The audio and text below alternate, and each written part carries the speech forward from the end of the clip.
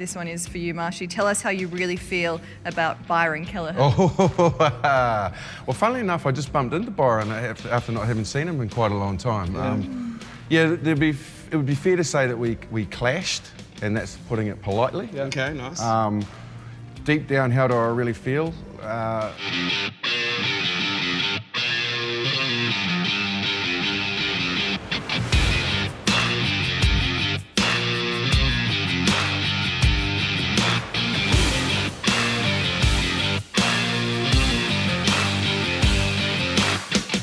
Great to have you watching the Aussie Rugby Show for another week, brought to you by Extra Hop. Stops breaches 84% faster. I'm Lou, joined by Drew, Hoylesy, Sean, as always. Check him out at extrahop.com. I just had to get my obligatory plug away. I did check them out, and it's a great website, and I think we could use the help for our website. There's a lot of information on our website. And a lot of breaches on our website. Yeah, but like I tried to find out where we were filming, what time, and you go on the website and there's nothing about us, venues, to be honest, details.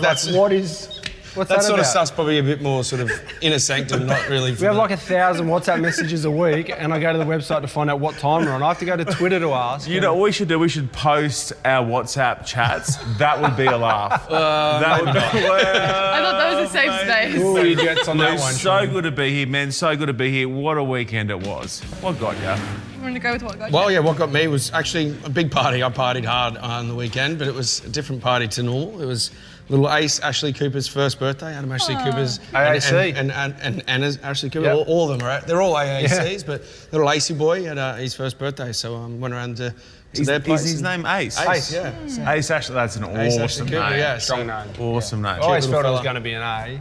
Yeah. What got me? Trying to think about what got me. Post Argentina and New Zealand game, it almost like at the time of the new TV deal being announced, it really gave me a big buzz that rugby is actually back. And we've had a hell of a tough year in rugby, and there's been so many negative things, but all of a sudden next week the Wallabies play up at Newcastle versus Argentina. The Tri-Nations is still alive. Ticket sales went through the roof. Is that correct? As soon as Argentina beat the All Blacks? They are trending. Yep. They are trending. That really got me. Everyone in this building at Rugby Australia are going to be very pleased with that. Yeah, we should mention where we are. Yeah. Good, great segue, Lou, that we're back here at Rugby Australia. Everything's rolling along really nicely at the moment. As you say, Hoylesy around the code as well. What got me was at the weekend, we'll talk about this a little bit later when we're joined by our special guest, Justin Marshall. Little tease, nice. I was sat right next to the Argentinian non-playing group of the weekend in their beautiful highlighter blue track. It was lovely, wasn't it? Air Maxes as well. Oh my Part God! of their kit. Geez, they can dress. That crew can dress. I hadn't seen dancing and partying like it from an Argentinian Los Pumas outfit since 2015, when Diego Maradona joined them in the dressing sheds post the big win at that World Cup. It was awesome. They were going berserker. Yeah, they were pumped. That was my what got you. What got me? Dave Dennis, a Giltini, Hoylesy. Oh yeah, it's announced. You guys been busy on the market there? Yeah, so basically, like there's been a whole lot of people, having a go at us, telling us why we haven't announced players, and that's not my job description. But it's Adam Fry. He's the general manager, also known as Jerry Krause, the famous manager of the Chicago. The Last Chicago Dance. Bulls. Yeah. You've named him Jerry Krause. He doesn't like that nickname, but No, not many would. One of the great general managers. As soon as you buy it, it sticks. Yeah, exactly. You never deny a nickname or it sticks. But all of our players will start to be announced from now until Christmas. Can you give us a bit of a tease? No, I can't give you a bit of a tease. Come on, mate. No, I can't. Come on, mate. He's a good signing as well. Rene, he's our and Alex coach. Corbacero. Alex Corbacero, our scrum coach. So Dave Dennis has signed. Gee, my mum will be happy with that. My mum He's back in loves Australia. Dave Dennis. Poor fella. He moved back flew to Brisbane, had 3 kids under the age of 5, I think, in lockdown. Still probably is in lockdown. I spoke to him the other day. He was on his 3rd watch of the Croods in about 6 hours, just on replay. So that's hell. But yeah, looking forward to getting Dave back over to LA. Too. Yeah. Tri-Nations Rocks and Diamonds Celebrity Edition this week. Special guest Justin Marshall, All Blacks legend. Great to have you on board, Thank you. Marshy. Show. How good. Thanks for having me. Now- I'll drink for that. Please See, do. look at that. No, not Buffalo. See, False accusations straight away. Pointing. Should we just drink? So besides the result on the weekend, Marshy, how are you enjoying being in Australia? Yeah, loving it. It's great to be able to be in here without obviously having to quarantine. So opening that little window worked perfectly, not only for the All Blacks, for us, for those that come along following the trip. But yeah, it's been great. We're out in Manly at the moment. I haven't been doing the Baywatch. of just running down the beach and splashing into the water looking like a peanut. But well, he's the mayor of Manly, so if you need anything, official, anything you need, mate, I got you sorted. Anything you need. Because it's hard to get into restaurants at the moment. No, so I might as well tap up for that. He's found his way to a few COVID stuff. restaurants. Yeah. Don't worry about that.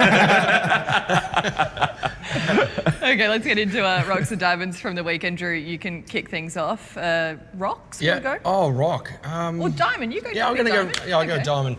And to kick things off, nice little segue there. I'm going to go with Nico Sanchez. I thought there's been some good 10s that's worn the Argentinian jersey, Maradona, Messi, but now they've got Nico Sanchez. I mean, that guy, I used to play with him back at Toulon, but he's just equally as good on his left and on his right. That little chip over for his own try off his non-preferred foot, and then just obviously stepping up onto the tee each time. The way he controlled the game, I thought the speed of the game was going to be really crucial for them, not running out of legs at the back end because they've been quarantining and all that stuff that we've heard so much about. Thought he controlled the game really well and really stood up. So Nico Sanchez, he's my diamond. What about in the lead up to the game at the weekend, the Pumas released that video showcasing what they'd done at home. He did 21 Ks around his apartment. Lap after lap after lap. There's something in that for us, I reckon. Yeah, there is. Marshy, what do you got? My diamonds was Argentina basically winning the lolly scramble on the ground. And what I mean by that is like when the ball's loose and it's on the ground, no back wants to dive on it. No chance because you get a fly kick in the head or something like that. But the desperation from Argentina to want to secure every little piece of possession, I think, was just the spirit and the way that they played. And so, yeah, that was my diamond for the day. You often see sides' whole integrity and character based on those little things as well. I can't go past Pablo Matera. We've seen so much post-game and talking about respect, and he's been like that. He's been probably in the international scene for about 4 or 5 years now.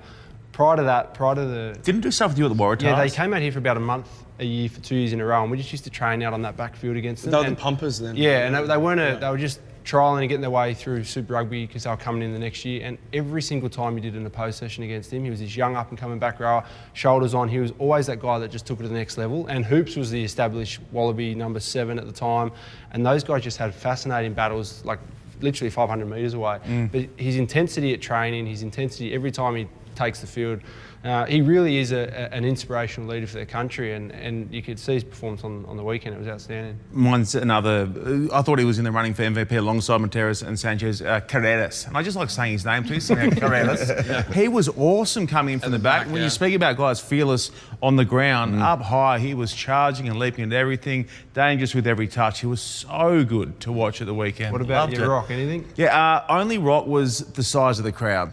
Yeah. That was my only downside of what was a historical afternoon in the end. And there was no excuse for fans not to get out there. We speak often about taking games to the west of Sydney. Well, there needs to be some reciprocation there as well from All Blacks fans or just rugby fans in general, because it was an awesome afternoon. That ties into my Rock. My Rock goes back to South Africa not being here because of the whole we're not going to be prepared, we haven't had enough rugby. Well, Argentina just showed them that, you know what, if you just put all that to the side, you work hard on your own, however you can, in a short period of time, you can get things done. And they got it done. And back to the whole Western Sydney thing, we always talk about let's take games out there. I want the Wallabies playing in Brisbane. As a Sydney boy, I want them playing in Brisbane as much as possible until we get the crowds that we used to get out there back when you were playing. Yeah, well, I guess off the back of that, and I totally agree, South Africa not being here, it hasn't ruined the tournament, but I think them being here would have just made it incredible. So a bit of a shame, but I was really determined to come on the show and not disagree with Drew, because I knew that if I do that, it's really going to hurt me. And I've only been on for 4 or 5 minutes. So I'm going to disagree, because Sanchez, yes, he was brilliant, but for me, he was my rock. Like, honestly, he scored all of their points to try and kicked all of the penalties, including one from 50 odd metres out. Yeah, he just had to have a slightly off day, and we might have got a slightly different result. So he's my rock. No, fair enough. I can empathise with that. Look, my rock is actually on a large scale the reaction to the result to the coach. Like, after 2 losses, everyone wants him gone. Like, they've just appointed him. They've gone through this whole sort of selection process, and after 2, obviously they hold really high standards, and so they should. But after 2 games, they're like, let's get him out already. Like, where do you sit on that? Do you think Scott Robertson?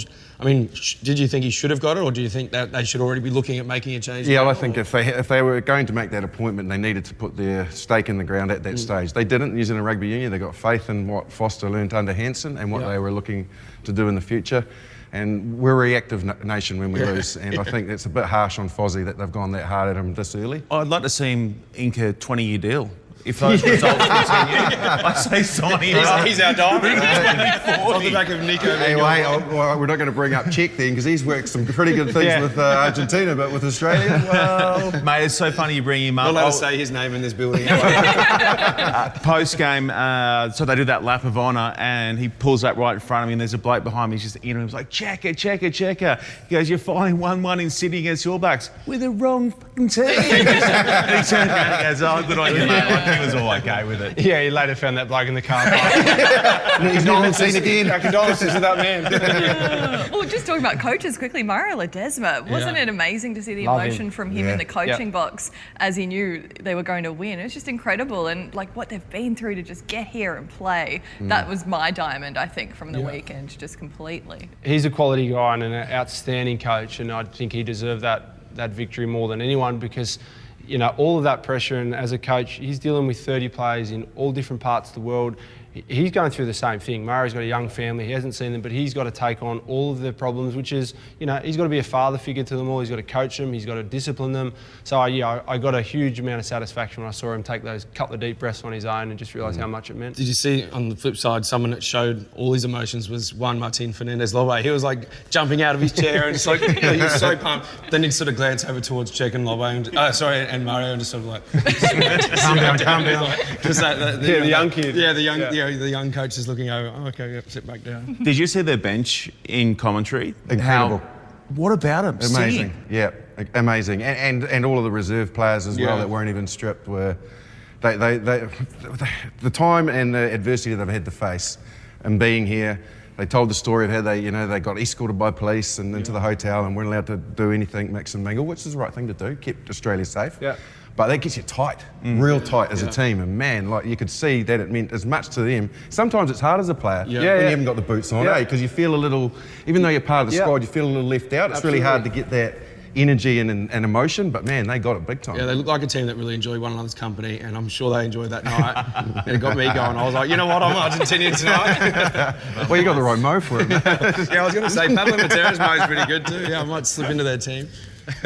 Extra hot play of the week time. Sean, what have we got this week? How much quicker does extra hot stop reaches? Thank you very much. 84%. Tick that off. At the weekend, there could only be one man who was in there defending when someone got through, and it was the key match turnover.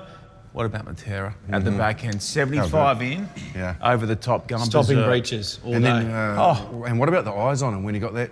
Hey? I thought, thank God I'm 15 metres up in the commentary box. Fair play, mate. You've got it. You can have it. Take it. Take it home. Yeah, good luck, and good luck taking that award off him for this week. There he is, Pablo Matera, the extra hot player of the week. Well, let's dive deep into the Aussie Rugby Show mailbag for this week. And Marshy, there's a few special ones for you too. We'll take a break. There's been no pre-warning here, so whatever comes out, if I react poorly.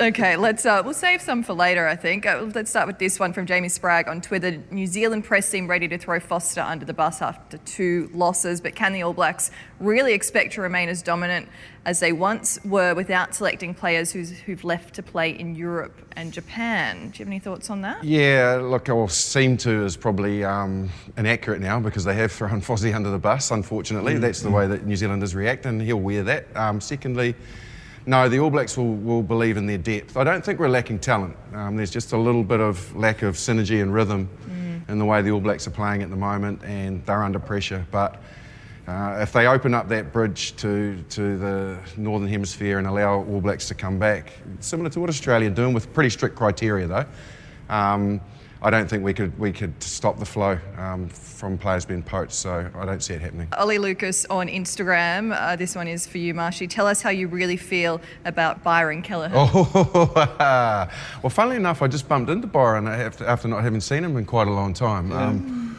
It would be fair to say that we clashed, and that's putting it politely. Yeah. Okay, nice. Deep down, how do I really feel? This goes. You're too popular with this show. I know how popular it is. No way. He won't go anywhere. No. Okay, so it's fair to say you and Griggs were quite close, and you are still very close. Yeah.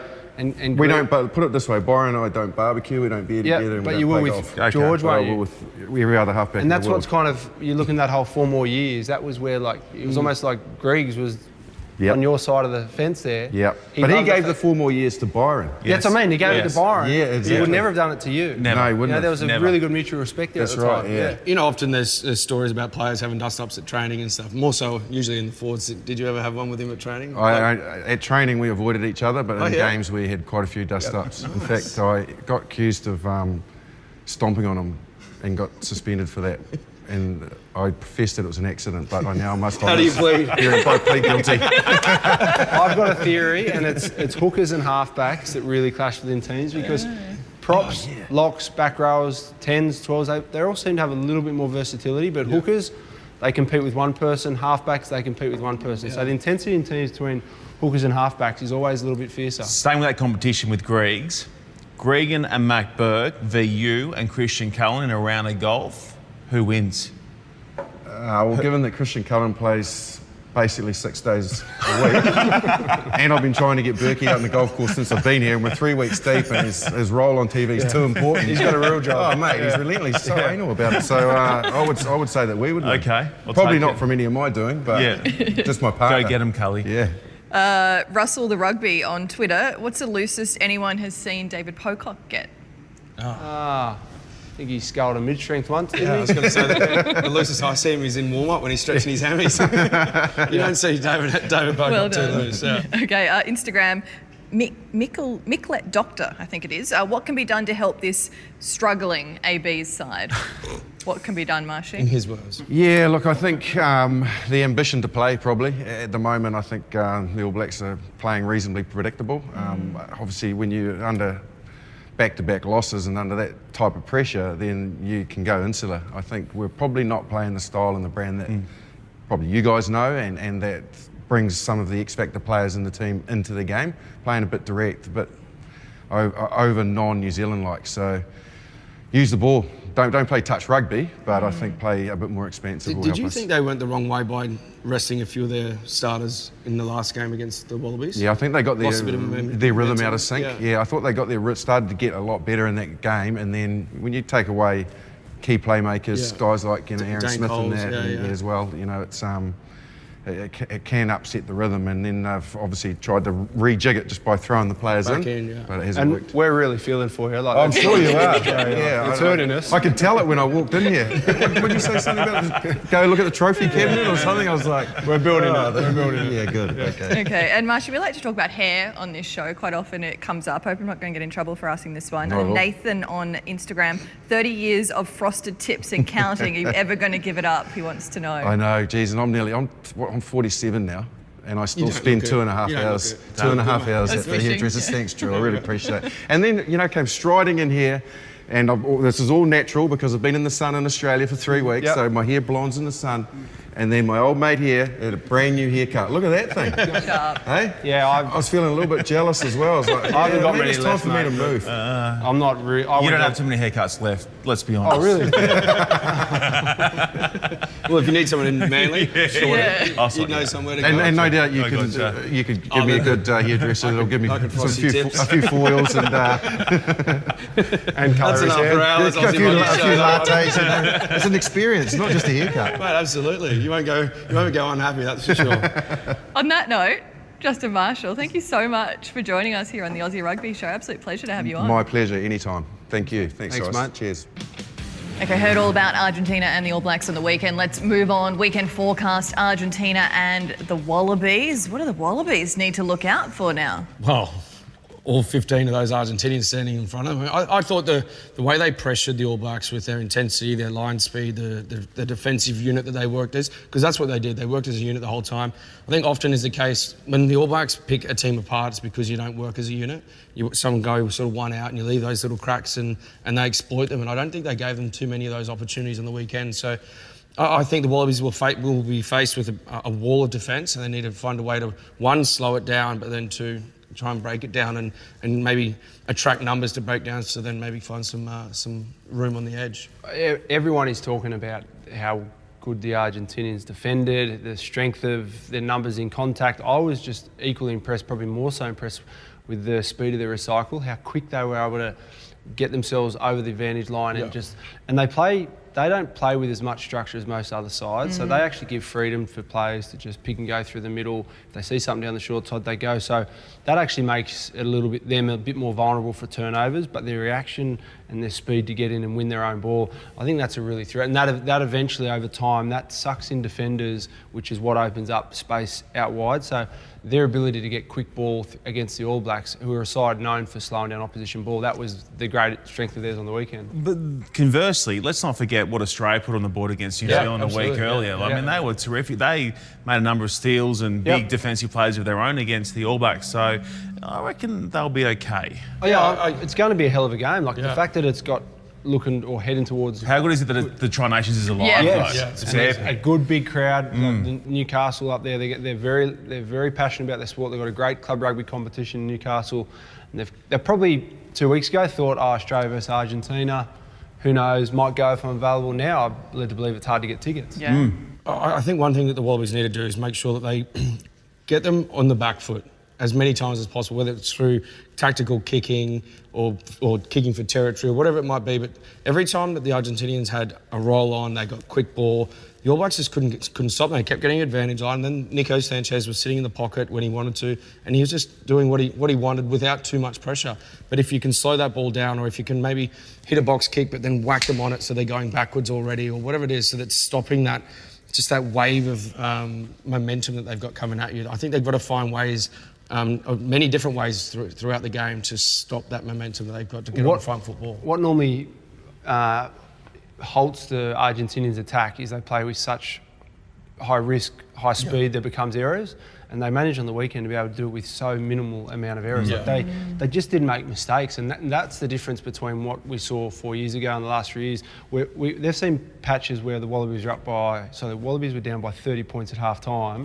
And then another side comes out and it's completely different. So just their ability from playing no rugby, 2 warm-up trials against like an Australian Barbarian side, but to play that speed with so little error is phenomenal. How hard is it to stay up a second week running after you land the biggest result in your country's history? This training week, that's going to be the hardest part to manage. What they do there. Like, there's never been an issue with getting the Argentinians up for a game of footy, but if you drain them throughout the week, and there's some very intelligent people running their programs, I think they'll be up for it. There would have been some dirty air today, I reckon. Running around, just getting that out of Give them the system background on dirty air. Dirty. It's just sort of like a bit of that diesel that comes out of you after a big weekend. That first Couple training of session back. fumes. A few fumes maybe coming through your pores or whatever. But I also thought it was interesting to see Pablo Matera talk about what Michael Cheika said to them. He's like, what are you guys waiting for? You got big players, you got creative players, you got players with X Factor. Like, what are you waiting for? Like, you've got everything that you need. And we've felt like that for years. But what they didn't feel like they had was probably the belief, and they went from that point just going, you know what?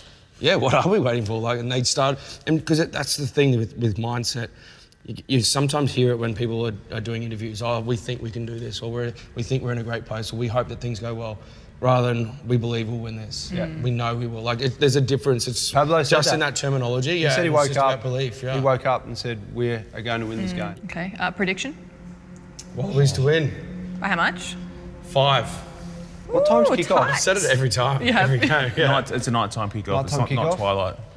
And it's in Newcastle. I know it's in Newcastle. I was There's a on our website. I looked it up. I'm going to go high scoring game. High scoring game and Wallabies to win by 7 points. I'll take Wallabies by 13. Well, guys, I reckon Wallabies by 10. But you know what? While you're watching on the weekend, get involved with Rugby Time for a VB. You know the drill, guys. You buy a case of VB online at BWS. You use the promo code TARSVB to receive free delivery. What could you win, Sean? You can win 1 of 3 icebox, a bunch of merch. You can get so much great gear just by ordering that way. I ordered from BWS on Sunday, actually. I got myself a carton and some CCs as well. It was there in like 45 minutes. Insanely quick. CCs as in the chips at their back? Yeah, that'll do. That, and then once you land that, Lou, the next thing you have to do, it's so easy. Post a photo on Saturday night of you and your mates watching whilst you're drinking your VB stubbies, and you're going the running to win The most incredible So good. pack. So Talk good. us So through it. it's $2,000 at World Rugby Shop kit for your rugby club. So it's not just for you, you can share it around. Oh, yeah. 2 VB ice boxes, cases of VB, the VB budgie smugglers, like everyone wants a pair of those, surely. We'll decide. Yeah, We'll look, decide it. I've been a little bit All the underwhelmed tags at the on moment. screen. Like there's a real opportunity there Yeah. for someone Bit of to wiggle really room come for in and just someone to impress us. Yeah, a lot of people want to add swoop comments in. and stuff to the show and give us a hard time. Yeah, they've got but- time doing to Yeah. do that, but not to take it a little Post a further. photo and tag it, and all the tags are on screen. Lou, what a way to get involved. Rugby time for a VB.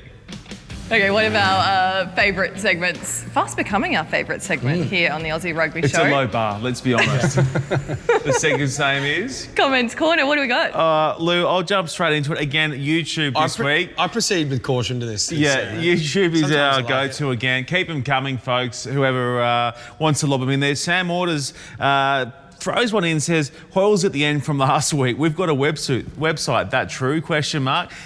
Sam Orders is confused about your lack of knowledge around your own show, as we all are. Yeah, I just didn't know we had a website. Like, there's a lot of information gets thrown up on our WhatsApp group, and there's hashtags and all You're that. super busy because you've got a recovery centre, right? Yeah, all that. What's the recovery Yeah, centre? it's called recovery because just thought it's the easiest way. We've got a few kids and Yeah. we've got a website. At least we know. We're educating ourselves on the road. More shout-outs from New Zealand and South Africa as well. We love you guys being a part of Thanks it. for coming, South Africa. Actually, no, you didn't come out. Sorry, carry on. Way to keep everyone watching, Muppet. Good on you, mate. Johnny Lee, any chance of getting the badger on? Oh, the badge. He's just had shoulder surgery. What happened? It's something on the SAS. Yeah, Nick Cummins. Yeah. I don't know that he would come in for what we get paid, which is essentially half a bag of chips and some warm VBs that have been sitting in your backyard for 2 weeks, Drew. So They're slightly You're covered, lucky you I get think. them. he's welcome, Johnny, but I don't know that he'd come in for the offerings that we've got for him. He's a bit above our pay bracket these days. Avish says, well done to Maybe you. we'll offer him a rose. Hey, well that'll done. work. Avish says, well done to you on predicting the result last weekend. You true. called Argentina. Yeah. Well, you know, Wow. I kind of went 90% of the way. That's sometimes that's enough. Yeah, sometimes that's enough. What? Bill Stainton says Stephen Hoyles' flow is next level. What does that mean? The others can't keep up with you. just I got think nice it means flow. that you've got good flow, good Billy vibe. boy. Yeah. Billy. Big fan. We're just quickly before the 2015 World Cup, we had a game against America in Chicago, and we had a couple of guys like sitting behind us that had, started pretty early. We weren't playing, myself and Adam Ashley Cooper. He's like, "Hey, Swoop, have a fireball. Let's have a fireball with Swoop." And then he's like, "Hey, Hooper, you got nice flow." So I think you've got some nice that's flow. it. You got Maybe the that's flow. something you need to learn to going over to LA and just Yeah. maybe you've got Some to find You got the people for flow. good You got it. teams. Okay. Nice flow. I got body shamed. Oh, It's again. been a while. No, not again. Hey, whoa. It's been since like episode 12 since How this is has Mrs. happened. Alex, Mum, Alex Downham says Sean Maloney has the lungs of a world-class freediver. It is inspiring watching him not breathe out for an entire episode. Okay, so you might criticise his weight, but a couple of things Sean is really good at. He's very good at airports and he's exceptional at climbing. Isn't that true, Sean? Yeah, but that doesn't make up for my.